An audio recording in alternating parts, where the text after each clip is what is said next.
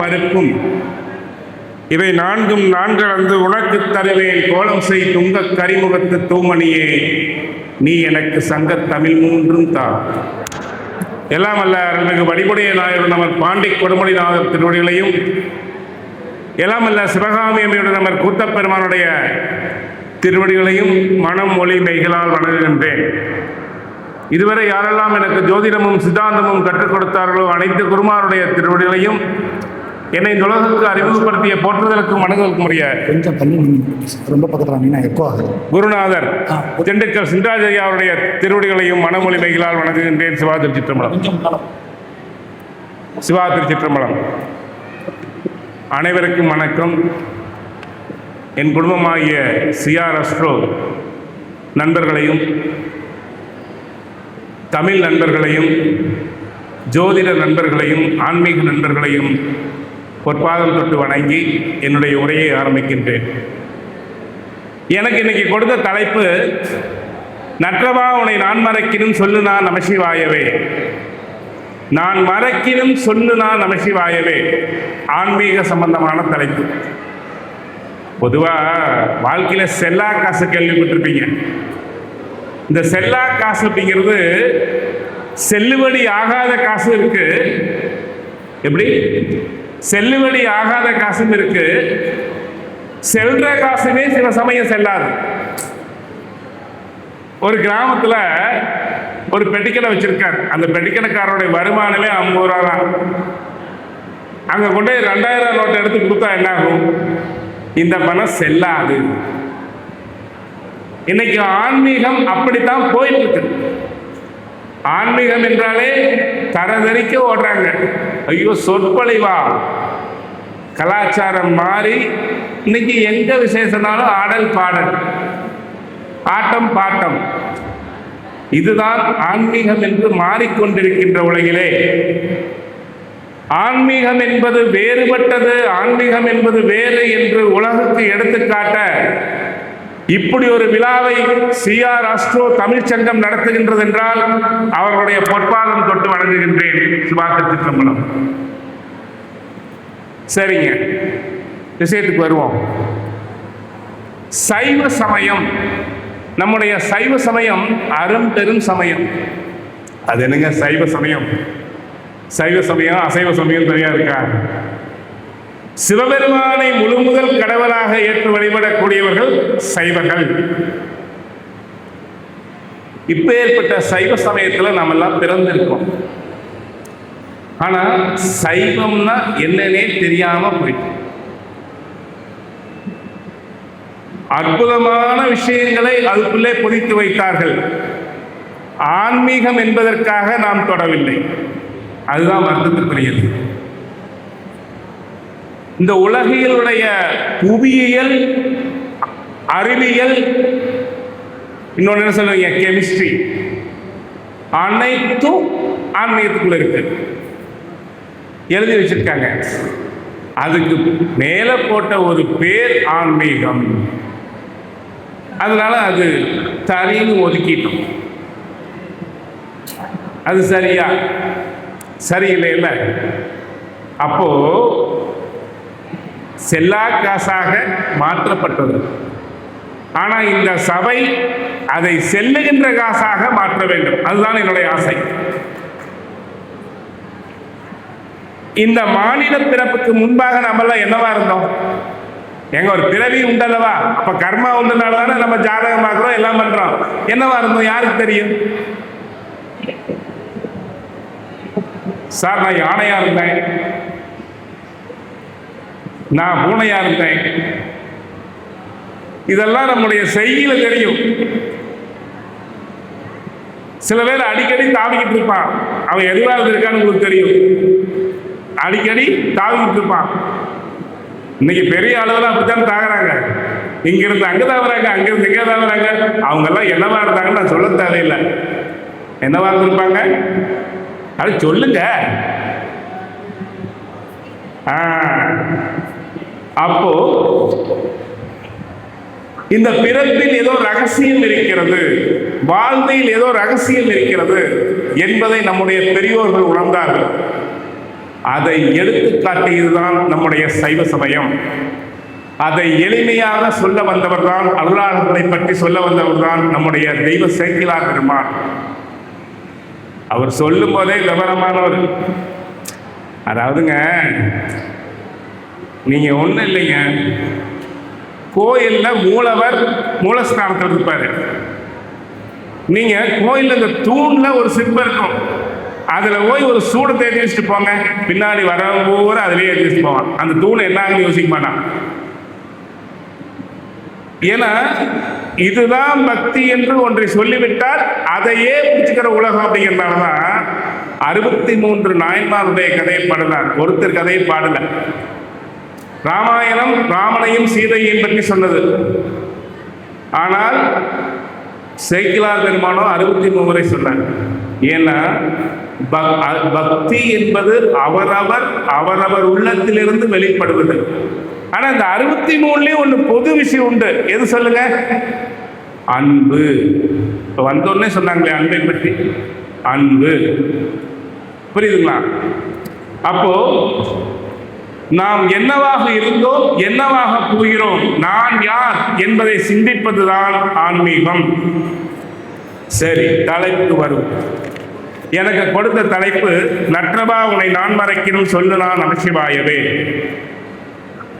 ஞானசம்பந்தர் திருப்பாண்டி கொடுமையிலே இந்த பாடலை பாடுகிறார். மற்ற பற்றனுக்கு இன்றி நின்றிருப்பாதமே மனம் பாவித்தே. கொஞ்சம் கவனமா கேளுங்க இந்த வரிய. நாம என்னவா இருந்து கொண்டு தெரிஞ்சுக்கணும்னா இந்த வரியை கேளுங்க கவனமா. நான் என்னவாவோ இருந்துட்டு போறேன், இனி என்னவாவோ ஆயிட்டு போறோம்னா கேட்காதீங்க. அப்போ நீங்க என்னவா இருந்தும் தெரிஞ்சுக்கணுமா, தெரிஞ்சுக்க வேண்டாமா? தெரிஞ்சுக்கணுமல்ல? அப்ப கேளுங்க. மற்ற பற்றனுக்கு இன்றி நின்றிருப்பாதமே மனம் பாவித்தே. பெற்றலும் பிறந்தே இனி பிறவாத தன்மை வந்தேனே. கற்றவர் கற்றவர் கற்றவர்னா யாரு? அது சொல்லுங்க, அதுக்கு சொல்லுங்க. உங்களை கேட்கிறேன், கற்றவர்னா யாரு?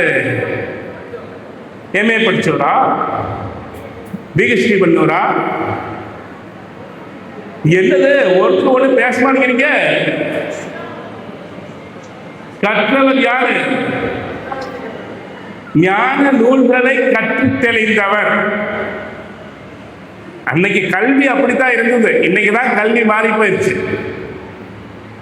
கற்றவர் தொழுதேத்தும் பாண்டி கொடுமுடி நற்றவா உனை நான் மறக்கினும் சொல்லுடா நமசிவாயவே.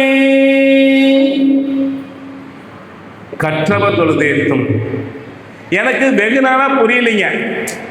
இந்த கொடுமுடியில படிச்சவங்க எல்லாம் இருந்திருப்பாங்க இருக்குது, அதிகம் படிச்சவங்களா இருந்திருப்பாங்க இருக்குது. அதனாலதான் கற்றவர் தொழுதேத்தும் பாடியிருப்பாராட்டுக்குது அப்படின்னு நினைச்சேன். வெகு நாளா அது எனக்கு ஒண்ணுமே புரியல. ஏன்னா கற்றவர்னா நம்ம படிச்சவங்கன்னு நினைப்போம், அவங்க தொழுதேத்திய இடம்னு நினைப்போம். அப்ப அதனால எனக்கு அது ஒண்ணுமே புரியல. அதுக்கப்புறம் தான் வள்ளுவருடைய குறளை படிக்கும் பொழுது, கற்றதனால் ஆயபயன் பாலறிவான் நற்றா தொழார் எனில். கல்வி என்பது இறைவனுடைய திருவடியை சென்று சேர்ப்பது என்று 1 வரியில வந்தாலும் சொல்லிட்டாங்க. அது நம்ம குடும்ப வச்ச தாத்தா.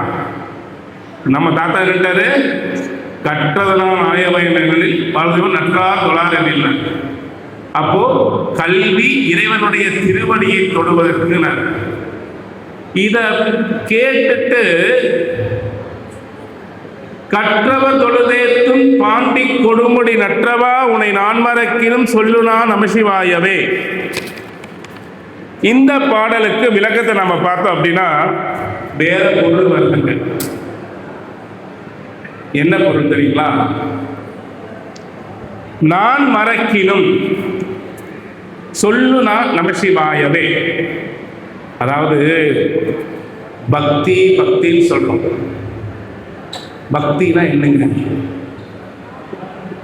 அது சொல்லுங்க. பக்தினா என்ன? நந்திமாக் பத்தி சார் வரும்போது இன்னொரு என்னமோ பத்தி சொன்னாரு. அந்த பத்தியா அல்ல. பக்தி என்பதனுடைய பொருள் என்ன என்றால், சொல்லுங்க, யாரோ ஒத்து சொல்லுங்க.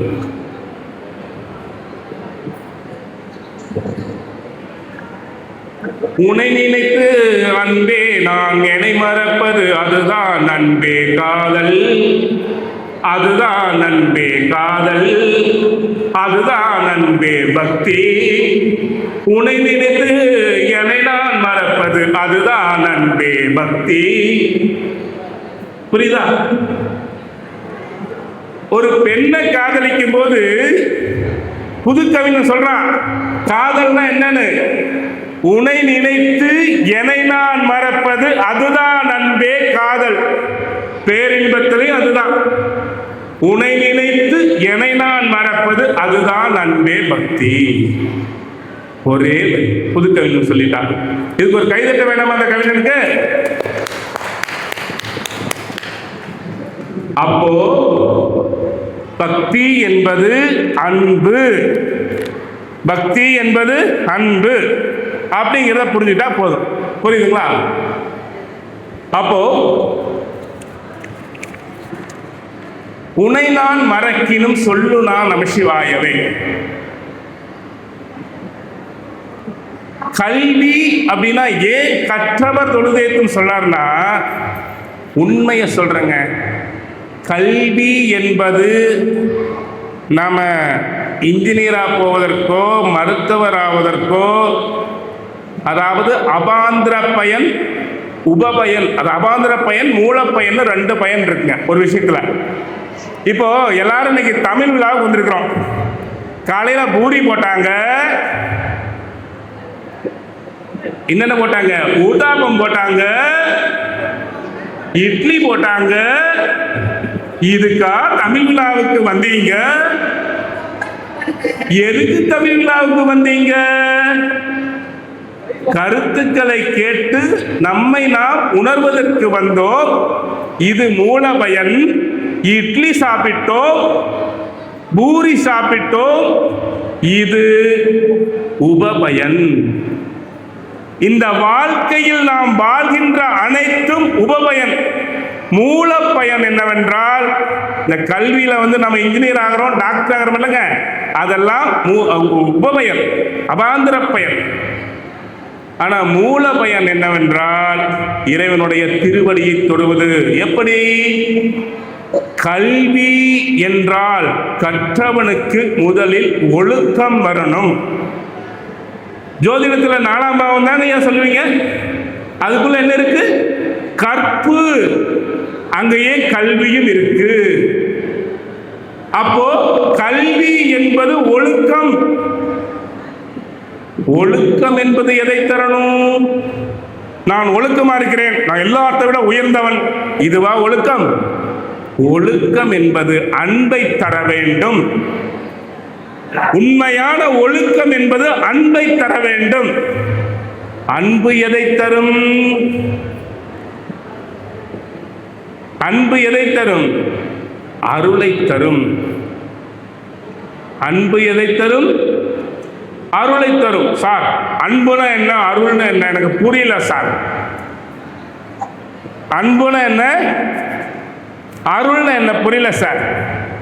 நம்ம குழந்தை மேல காட்டுவது அன்பு. நம்ம குழந்தை தடுக்கி விழுத்துட்டா போய் எடுத்து விடுறது அன்பு. யாரோ குழந்தை தடுக்கி விழுந்தாலும் ஓடி பதறி எடுத்து விடுவது அருள். அப்போ அன்பு அருளாக வேண்டும், அருள் துறவாக வேண்டும். துறவு வீடு வேற்றை தரும். இதுதாங்க. இதை எண்ணிக்கொண்டுதான் ஞானசம்பந்தரும் சரி, திருவள்ளுவரும் சரி, கற்றதனால் ஆயவயன் வாழறிவா நற்றார் தொழாரில் என்றார்.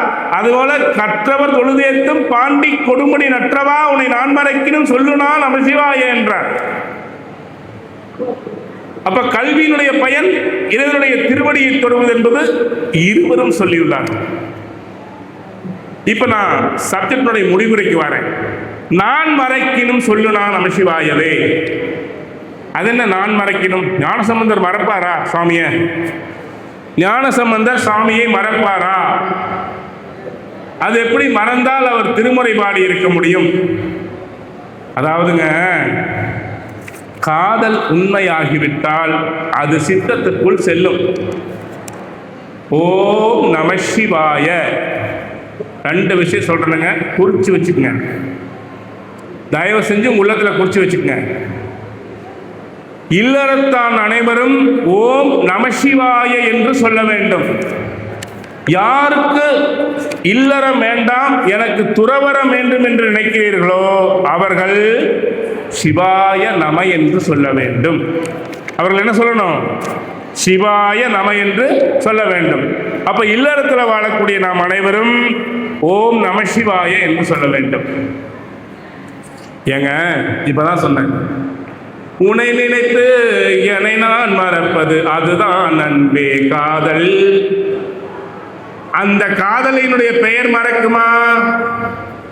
உன்னை நினைத்து என்னை நான் மறப்பது அதுதான் அன்பே காதல் என்றால் அந்த காதலினுடைய பெயர் மறக்குமா? மறக்காதல்ல. எப்படி மறக்கும்? தூங்கிலோடு வளருவான். புரியுதுங்களா? அதே போலதான் காதல் வர வர நம் உடம்பையும் உயிரையும், இது கொஞ்சம் கடினமான சப்ஜெக்ட், 4 வரிதான் புரிஞ்சுக்க. உடம்பையும் உயிரையும் ஒட்டி இருப்பது வாக்கு என்ற பசை. அதனாலதான் நம்முடைய ஜோதிடத்திலே வாக்கு ஸ்தானத்தை மாரக ஸ்தானம் என்று சொல்கிறோம். எப்போது வாக்கு பிரிகிறதோ அப்போது உயிர் பிரிந்துவிடும். வாக்கு உயிரோடு சம்பந்தப்பட்டது. வாக்குன்னு என்ன? சொல். அப்போ உங்களுடைய சொல்லிலே, உங்களுடைய மூலாதாரத்திலே, உங்களுடைய சித்தத்திலே இறைவனுடைய திருநாமத்தை ஓம் நமசிவாய, ஓம் நமசிவாய, ஓம் நமசிவாய என்று உங்களுடைய காதலனுடைய பெயரை கொண்டு போய் அங்கே அன்பால் கடவுளை எப்படி காணலாம்? உறவுகோல் நற்று உணவெனும் கயிற்றால் முருகக் கடைய வந்து நிற்குமே. ஓம் நமசிவாய நமசிவாய நமசிவாய நமசிவாய. நீங்க அங்கிருந்து அந்த வாக்கு வரும் பொழுது, வாக்கு 5 வகைப்படும். மூலாதாரத்திலிருந்து வரக்கூடிய வாக்கு சூக்குமை வாக்கு, அது ஒளி சப்தம் கிடையாது. இது தொப்புள்கிட்ட வந்தோடனே பைசந்தி வாக்கு, இங்கதான் அச்சரம் தெரியும். ஆ உ ஏ ஔ அக், இந்த அச்சரம் எங்க தெரியும்? தொப்புள்கிட்ட. நெஞ்சிட்ட வரும்போது மத்திமை வாக்கு, அதுக்கப்புறம் தொண்டைக்கு வரும்போது வைகிரி வாக்கு, வாயில வரும்போது ஸ்தூலகை வைகிரி வாக்கு.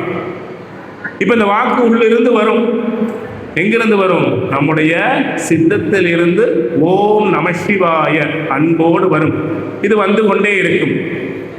அந்த அளவுக்கு காதல் இருந்தால் அந்த நமசிவாய மந்திரம் உள்ளத்திலே மூலாதாரத்தில் இருந்து வரும். அதுக்கு வேற பிராக்டிஸ் பண்ணணும், யோகம் பண்ணணும், அது பண்ணணும், இது பண்ணணும், எதுவுமே இல்லைங்க. அதான் ஒரே வழியில் சொல்லிட்டேன், காதல். காதல் வந்து விட்டால் காதலினுடைய பெயர் மூலாதாரத்துக்கு போகும். இதுதான் உண்மை. புரியுதுங்களா?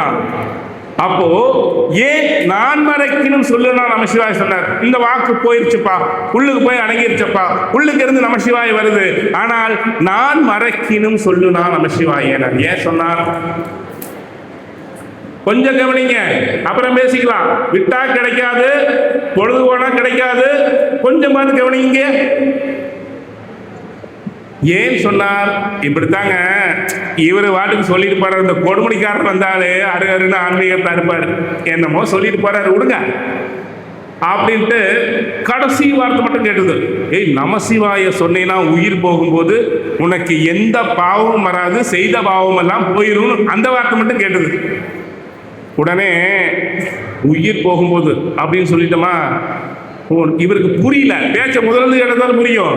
ஓ, நமச்சிவாயத்தை உயிர் போகும்போது சொல்லணுமா, இல்ல நமச்சிவாயத்தை சொன்னா உயிர் போயிருமா, முக்தி அடிச்சிருமா, என்னவே புரியல. சரி, எதுக்கு வம்பு? உயிர் போகும்போது நமசிவாயத்தை சொல்லிக்குவோம் அப்படின்ட்டு வீட்டுக்கார அம்மா கூப்பிட்டு சொல்லி வச்சார். வாரு, நான் நாளைக்கு மரணப்படுக்கையில் இருக்கல, நீ ஞாபகப்படுத்தி விடுறியா, நான் ஓம் நமசிவாய சொல்லணும். அந்த அம்மா சரின்னு இந்த அம்மாவுக்கு கரெக்டாக இவருக்கு வயசாயிருச்சு, படுத்துட்டாரு, பேச்சு வரல. அப்போ ஓம் நமசிவாயத்தை சொல்ல சொல்லி இந்த அம்மாவுக்கு கணவர் சொன்னாரு, ஞாபகம் வருது. இந்த அம்மாவுக்கு என்ன பயம்? எதை துணை என்று நினைத்து பற்றி நிற்கிறீர்களோ அதுவெல்லாம் நமக்கு துணை செய்யாது என்பதை இந்த கதை உங்களுக்கு சொல்லும். வீட்டுக்காரமா நினைச்சுதான், என்ன நினைச்சது? நமசிவாயத்தை நாம சொல்லி வந்திருக்கிறவனுக்கு நம்மளை பிடிக்கிறதா இல்லை அவனை பிடிக்கிறதா தெரியாம மாத்தி முக்தி கொடுத்துட்டா நான் போயிருவேனே அப்படிங்கிறதுக்காக நமசிவாயத்தை கணக்கு பிள்ளை கூப்பிட்டு உங்க ஐயா அப்படி சொன்னாரு, நீ சொல்லுன்னு சொல்ல. கணக்கு பிள்ளை நினைச்சானா, 2 பேர் விவரம், நமக்கு சம்பளமே பாதி பாக்கி, இந்த அம்மா கொடுக்க போகுதா கொடுக்காதான்னு தெரியாது, நமசிவாயத்தை நாம சொல்லி நம்மளை தூக்கிட்டா என்ன பண்றது? இப்படித்தாங்க இருக்கு. அப்போ இந்த நமசிவாய மந்திரம் உள்ளிருந்து வரணும். ஏன் மறைக்கணும் என்று சொன்னார் தெரியுமா? நான் மறைக்கணும். ஒரே ஒரு பாடலோட முடிக்கிறேன். தொந்தி சரிய மயிரே வெளிநரை தந்த மசைய முதுகே வளைய இதழ் உங்க ஒரு கை தடிமேல் வர மகளிர் நகையாடி தொண்டு கிழவன் இவன் யார் என கிண்கினி என முறையே குளறி விழி துஞ்சுபடு குருடுபடவே செவிடுபடு செவியாகி வந்த வினியும் அதிலே விடையும் ஒரு வண்டி தந்து முருகவே தனையும் இள மைந்தர் கடமை கடனே என முடுக துயர்மேவி மங்கை அழுது விழவே யம வடர்கள் நின்று சருவ மலமே ஒழுக உயிர் மங்கும் பொழுது கடிதே மகிழ்மிசை வர வேணும்.